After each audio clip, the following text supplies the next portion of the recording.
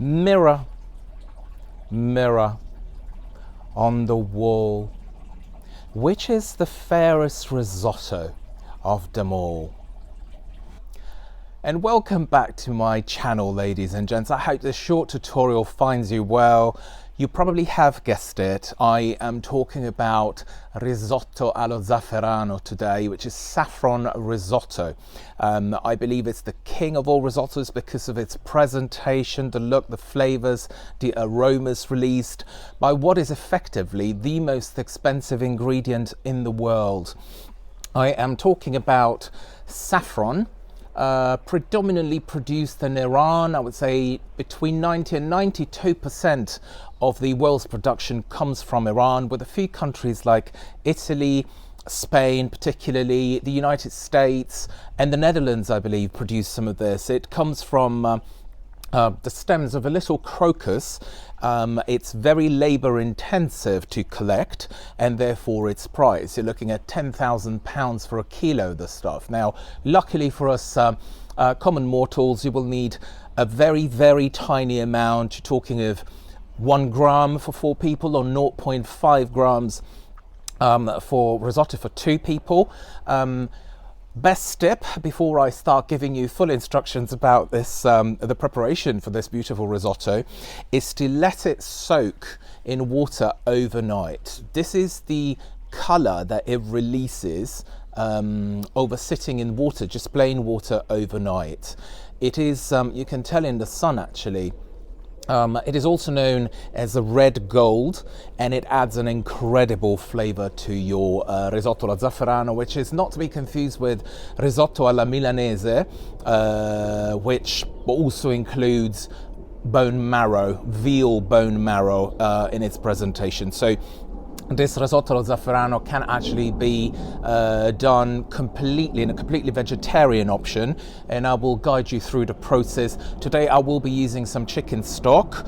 You could use beef stock or beef broth, but it can be done using a vegetarian broth. And but we'll do it together in the kitchen, and hopefully you'll find this entertaining as always. Thank you very much. So let's whisk through these very few ingredients that we'll need to produce this beautiful risotto allo Zafferano. I will start with the rice, of course. Make sure that you purchase the Carnaroli rice and not the arborio.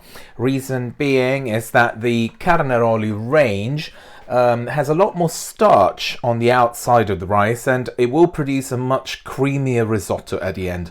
Not for anything, you can actually tell by the picture on the box of the risotto Carnaroli that it shows a bowl of beautiful risotto allo Zafferano. I will then move on to butter. So I've got 60 grams, 30 plus 30. So I will start with 30 grams in a pan. I tend to use a non-stick pan, and I will toast my rice in there, but I will retain 30 grams in a bowl to whisk at the very end once the risotto is ready. The butter that I tend to use is French butter, Normandy butter. It's beautiful, it's incredibly rich, and it's absolutely perfect for this type of recipe. So I've then got half a white onion, very, very finely chopped, as you can tell. So you don't want big chunks of onion to go into your risotto sauce. I've got 3 or 4 tablespoonfuls of Parmigiano Reggiano, Parmesan as it's known in the Anglo-Saxon world. And then, of course, I've got my beautiful saffron. These are saffron stigmas, not the powder. I don't like using the powder. I don't know what they put in it. And then we move on to half a glass of wine. Today I'm using Pinot Grigio. Dry white wine is fine. You can use sherry. And then I will have to have a pot, 1 litre of chicken broth. I'm using chicken broth today. I haven't made it from scratch because of time constraints, but I purchased this Heston Blumenthal's chicken stock, which is very rich, it's beautiful, from Waitrose. And but normally I would do my own. You can do this recipe, as I was saying earlier on, as a vegetarian dish using a vegetarian stock, and it will take you approximately 2 hours to boil vegetables and get the stock ready prior to preparing your risotto. Final thing, I tend to use pansies flour as garnish once the dishes are ready and the risotto has been plated into the bowls. But let's start cooking it then. So the butter is nice and hot and it's sizzling, I can tell.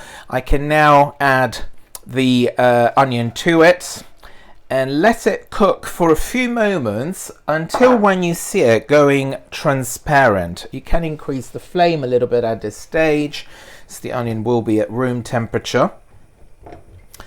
We won't be adding obviously any salt for correction up until the very last minute, but you want to make sure that your stock, vegetable stock or chicken stock, is has been salted and it's ready to be used for this.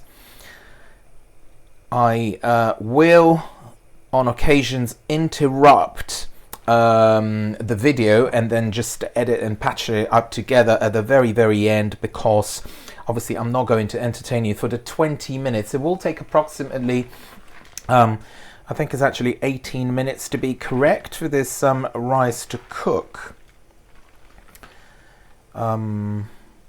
Yes, it is 18 minutes. So you are obviously entitled, you can taste it every now and then, grab a spoon, and towards the end of the whisking process you can taste a couple of rice seeds and make sure that it is al dente, it's not undercooked but also it's not overcooked. I'm going to lower the flame a little bit now, and like I said, we want the onion to turn transparent and certainly not overcooked and brown, because that will make the sauce very bitter to the taste. And as the onion starts turning transparent, I will add the rice. Now, adding the rice at that stage is very important, because you will be toasting the rice in this little initial mix, and this will make sure obviously that the rice soaks in, nearly there, soaks in all the flavors from the onion and the butter, and also it contributes to the toasting of the rice and the release of the starch, which is again very important to have a creamy produce at the end. This, I can tell, is very gently cooking and becoming softer and transparent. It's a matter of sort of 3-4 minutes. And this stage is actually quite important, even more so than the latter stages, when you will use a ladle to repeatedly transfer some of the stock from the pot that you keep next to this pan, and then make sure that the rice doesn't dry out. So rather than putting the stock all together, as some people do, you would do it slowly, and that achieves the best results. Now, our onion is nice and transparent. At this stage, we will add 200 grams of risotto Carnaroli, and I'm making this risotto for 2 people, a generous amount. It's not going to be a main course, it will be a first course. So you bring up the flame, and then just literally turn it in the pan. I do like to use a non-stick pan, because there's nothing worse than having your risotto sticking at the bottom of it and scraping it.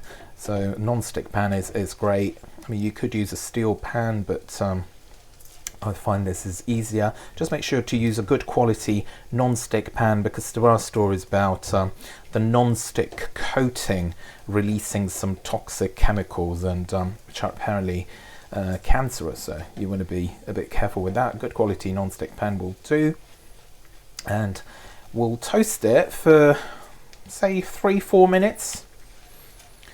The rice is also becoming transparent, which is an indication that it's soaking up the juices, obviously, from the onion, the cooked onion, and the butter that we put in the pan at first. You want to make sure that this is nicely done. I will then add the wine, and from then on I will do little snippets of this video and edit it and put them together, because otherwise it will drag on for too long, which isn't particularly pleasant. So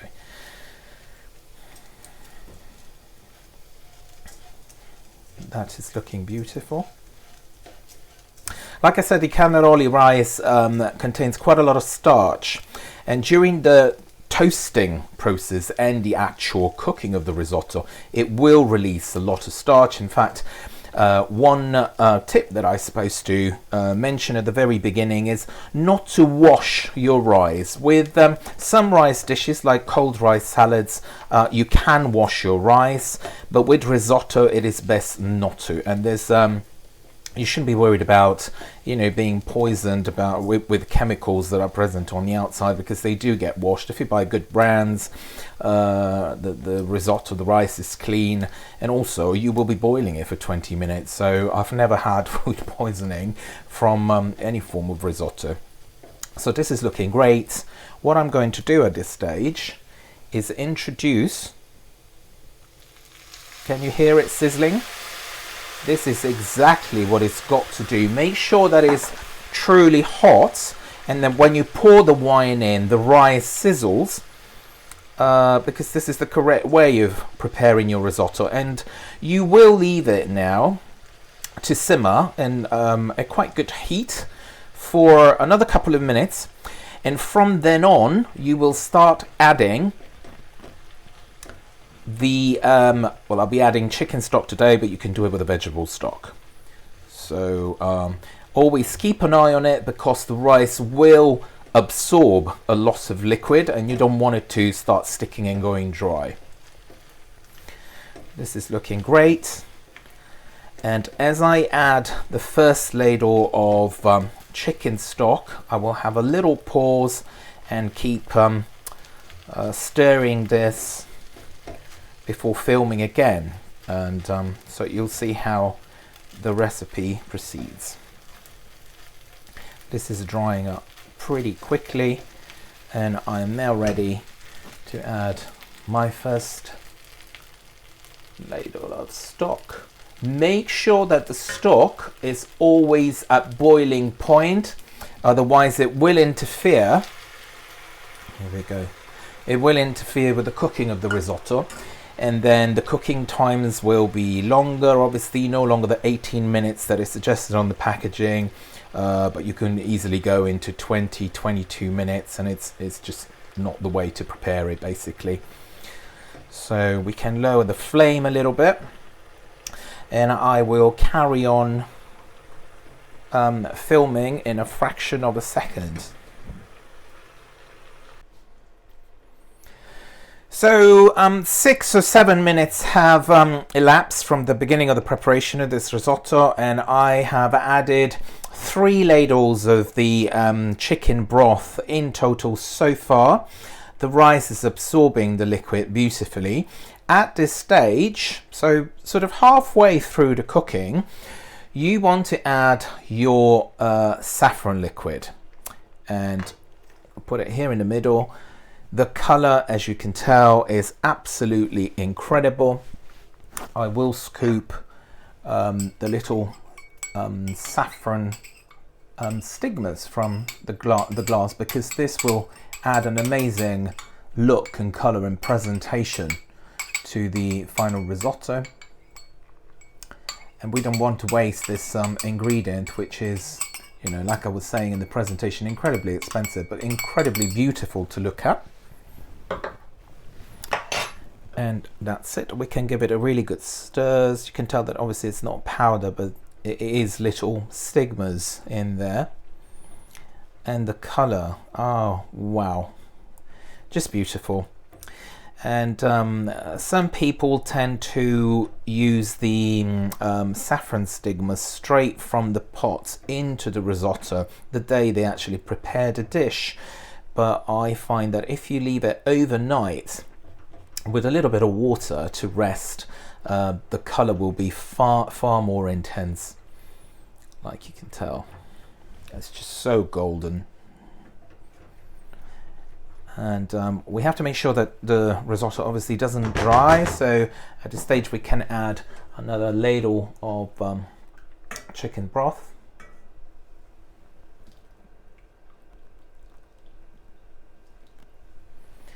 And I will yet again have a little pause at the video to let the rice soak in all these flavors. And I will see you very shortly, perhaps for the final part of the preparation of this dish. And at last, that's us approaching the final bits of the preparation of this dish. All I'm going to do is add a tiny little bit of black pepper, a pinch of salt, just to correct the taste that has been given to the risotto by the chicken broth, or if you're using vegetable broth, that's also fine. Very good stir. We're looking at 18 minutes from the start of the cooking process. I am now adding, this process is called mantecatura in Italian, which is the final whisking of Parmesan cheese and the last 30 grams of butter, and this will render the risotto perfectly creamy, adding obviously this beautiful taste of Normandy salted butter. So this is melting very nicely. I can also at this stage add the Parmesan. You wouldn't use pecorino with this dish. Parmesan is the cheese you want to use, and then you keep whisking it. So this is the mantecatura, like I was saying. You keep whisking it for a minute or so. You make sure that all the ingredients are well mixed together, and then you will let the risotto rest for a couple of minutes in its pan before plating it, and we will get to that just in a fraction of a second. You can see how it's obviously retained this beautiful golden color. You can see the little saffron stigmas. Wish I could pick them up. It's a bit tricky, especially with a red spatula. And yeah, beautifully creamy. The perfume of saffron, I can tell you, is just incredible. And that's all very nicely mixed. So at this stage, you switch the flame off. You let it rest for a minute or so, and then we are going to plate it. And at last, the risotto has had its little rest. Final cooking process. We're ready to plate it. Beautifully creamy, as you can tell. What I will be using, and I always tend to use for this risotto, is my very, very favorite dinner set, which is a wedged Florentine turquoise, and the risotto just stands out so beautifully into these bowls. And I will finish, because everybody seems to be so crazy about presentation nowadays, but I will finish this dish with a little garnish of what I've only recently discovered is edible flowers. So that's the final dish, and now I'm using some chef's tongs, and I will stick a beautiful little pansy flower in the middle, and I will serve this at the table, and I shall see you shortly. And that's us ready for lunch. As you can see, presentation of this dish is absolutely incredible. I shall be enjoying this just now with some nice Pinot Grigio.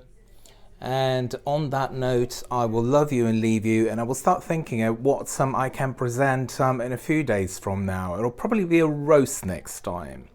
So guys, you look after yourself, always keep safe, and I will be back very soon. Take care, bye bye.